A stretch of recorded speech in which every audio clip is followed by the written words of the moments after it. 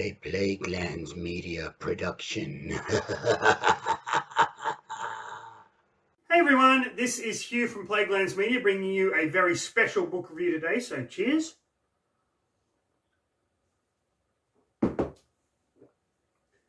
Today, I am bringing you Saga of Old City by Gary Gygax. This is a Greyhawk adventures novel, not the first novel to be set in the world of Greyhawk, which was the first kind of large setting for Dungeons & Dragons, but this is the first novel written by Gary Gygax, the creator of Dungeons & Dragons. Now, a lot of you I know have very mixed feelings about Dungeons & Dragons. People say there are a lot better role-playing games out there to play. Of course there are. Look at all of this collection here. Of course there are better games out there for you to play.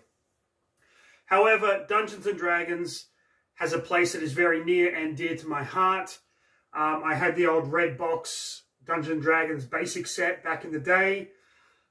I got into 2nd edition Dungeons & Dragons in high school with my friends.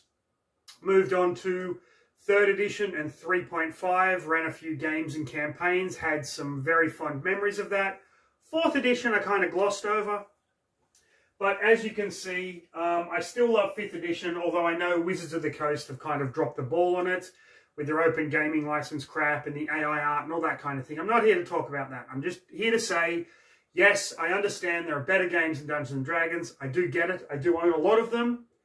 But Dungeons & Dragons I still love. Now, I did have a few Gord the Rogue books back in the day. One book of short stories and another book whose title I can't remember. I picked them up from a secondhand bookstore in Katoomba. Those of you who know me and who know where I came from will know the name Brian's. So I was familiar with the character of Gord the Rogue, although I had never read the first Gord the Rogue novel. I knew of the character basically through Dragon magazine articles and other crap like that. So I was really excited to find Saga of Old City on Kindle and incredibly excited to read it and to bring my thoughts and my opinions to you, even though, judging by what I've read of other reviewers, this book was not very well received. In fact, one reviewer that I read actually gave a negative score out of 5, which I thought was interesting. But I'm going to give you my thoughts, my opinions. There are not going to be a lot of spoilers in this because there's not a lot of plot to spoil, really. Which was kind of interesting when compared to other Dungeons & Dragons books or books set in Dungeons & Dragons universes. And granted, this was, I believe, Gary Gygax's first time at writing a novel in a world that he was intimately familiar with a character that he kind of really had a lot of fun with. Yeah, there's still a lot kind of missing here. Does that mean I didn't like the book? No, I fucking love this book. This was just a lot of fun for me, just because it brought back a lot of memories of old Greyhawk stuff and things like that, and kind of really early fantasy literature. So, you know what? If you don't want to watch the rest of this review, if you're already disgusted by the fact that I have a collection, an almost full collection of 5th edition source books, I believe I'm just missing the new Planescape stuff, then go ahead, switch to another video on Plaguelands Media. They're all fucking awesome. I can vouch for them. I'm in most of them. But if you do want to hear my thoughts on Saga of Old City, then by all means stick around for the next episode of... Read a fucking book. Read a fucking book. Read a fucking book. People. Okay, I'm going to start this one the way any good fantasy book would start. People in a tavern having a drink. I'm not in a tavern, but I'm having a fucking drink. Now, this book starts in the city of Greyhawk, which is kind of the main city of Oerth, which is, you know, a large world, very much like Faerun or Kryn or whatever. You kind of get the idea. And if you don't, please go back and watch any other video on YouTube on Dungeons & Dragons fantasy lore. You'll get the picture. Now, Gord is a young beggar He had been kind of adopted by this woman who treated him like shit. He ends up, pardon me, he ends up joining the Beggars Guild. He gets tormented because of his small stature. And he inadvertently gets caught up in a war between the beggars and the thieves. While a peace treaty is being brokered, the thieves kind of betray that and sneak into the beggars' base and basically try and kill everyone. The king of the beggars gets Gord and his friend and basically uses them to help him escape with all of his money. But Gord has a vendetta against this guy because this guy killed the first girl that Gord was ever in love with. And granted, at this point, Gord's just a young kid. He's like 8 or 9 years old. He finds his opportunity, takes all the money in this chest and drops it on the king of the beggars as the king of the beggars is trying to escape and the king of the beggars falls to his death.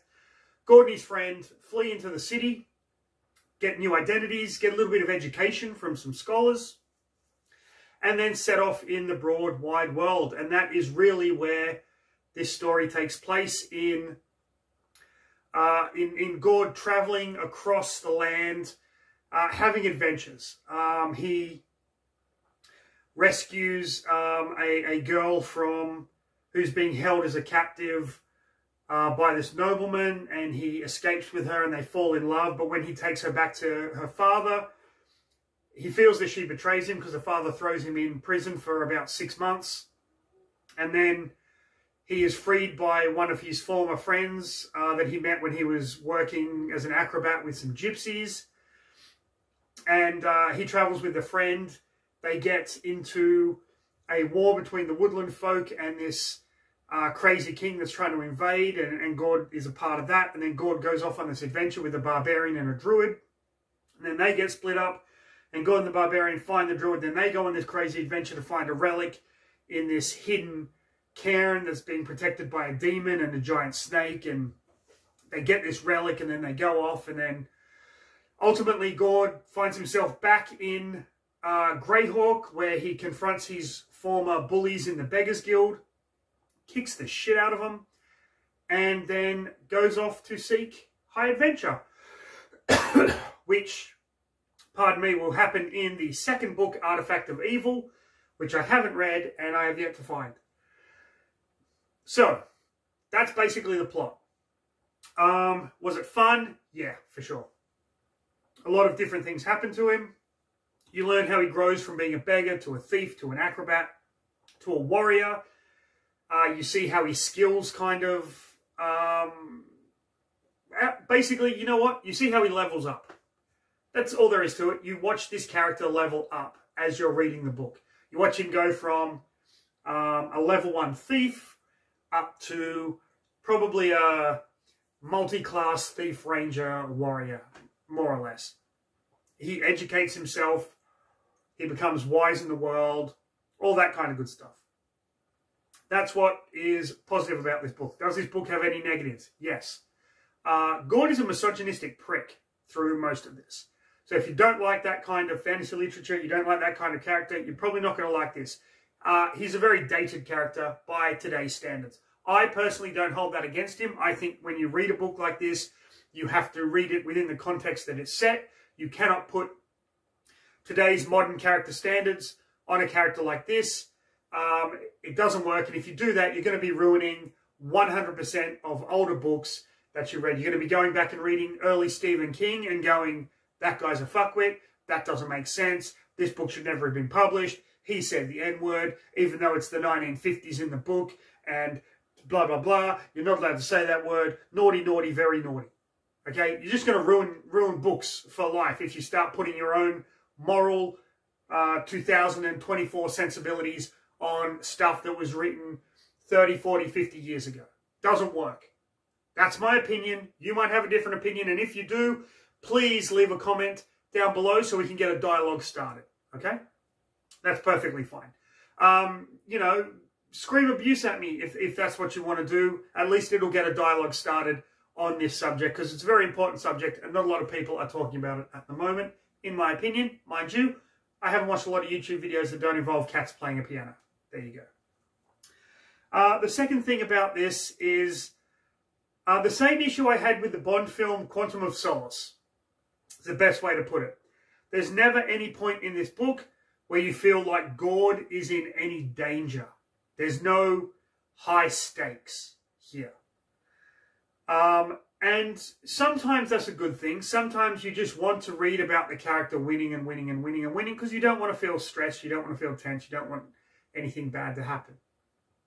Gord starts out with a lot of money when he leaves Greyhawk, a small fortune in fact, and he has a sword that when he holds it he can see through illusions, he can see like he's got dark vision, which is a Dungeons & Dragons thing.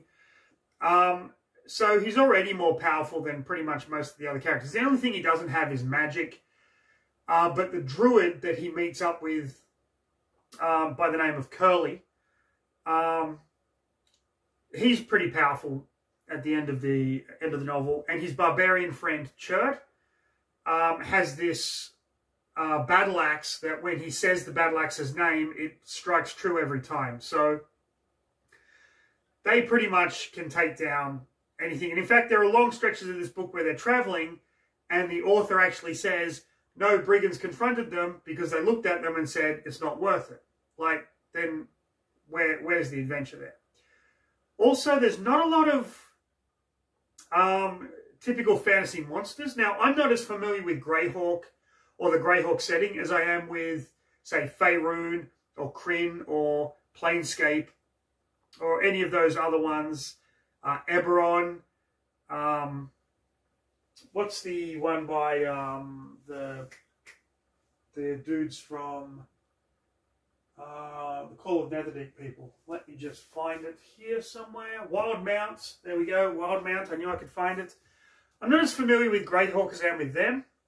I had a few Greyhawk supplements and stuff back in the day when I was collecting second edition, but it didn't really grip me or hold me as much as the other ones did, mainly because I started with Forgotten Realms. I started with Dragonlance. I got into Ravenloft. I got into Planescape. And that one was kind of on the back burner. Even though it was like one of the originals, I still didn't delve too deeply into it. So, I'm not sure how many monsters there are supposed to be roaming around. They do mention goblins and orcs and things like that, but they don't come up against any of the traditional kind of fantasy monsters that you would want to. It's mainly different factions, politics, that kind of thing, where Gord shows that he's better than everyone else. So if you're looking for a high fantasy, there is magic in here, not a ton of it. I think the best magic in the game, there's a spell called Sticks to Snakes, where the druid throws a bunch of sticks down, casts a spell, and they become snakes. In this, the druid casts snakes to sticks. He's like, not a lot of people can reverse that spell, but I can. And I thought that was pretty fucking funny, pretty clever as well, actually. So yeah, if you're looking for that kind of thing, there is magic. They do talk about druids fighting wizards, and there's a priest to an evil god and all that kind of stuff. They talk a little bit about religion in here, things like that, but it's not very prominent. So if that's the sort of book you like, you're probably not going to enjoy this. Personally, not the best fantasy novel I've ever read. Definitely not the best Dungeons and Dragons based fantasy novel I've ever read. But it was entertaining and it was fun. And I am really looking forward to trying to get my hands on the other ones in the series, just to continue the story of Gord the Rogue. Because by the end of this, pardon me, yes, he's a misogynist, yes, he's a prick, yes, he's overpowered, but fuck me if you don't love him by the end of this book. It is fucking hilarious. So that was Saga of the Old City by Gary Gygax, the creator of Dungeons and Dragons. I'm going to raise my glass to him. I'm going to raise my glass to everyone I have ever played Dungeons and Dragons with in my lifetime. I'm going to raise my glass to everyone who doesn't like Dungeons and Dragons, but likes tabletop role-playing and plays it any way they can, either online like I do, in your local gaming store, at home with friends, at home with family. Here is to you keeping a fantastic fucking hobby alive.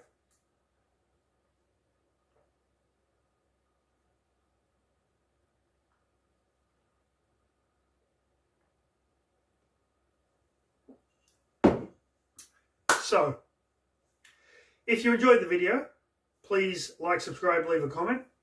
If you didn't enjoy the video, like, subscribe, but most importantly, leave that comment. Tell me why you didn't like the video. What opinions do you have that differ against mine? Because that's how we get conversations started, and that's how these videos get better and better. But please, everyone, if you aren't into tabletop role-playing games, go and explore the hobby. If you are, keep exploring the hobby. But most importantly, stay safe, have a fantastic rest of your day, and of course, read a fucking book, people.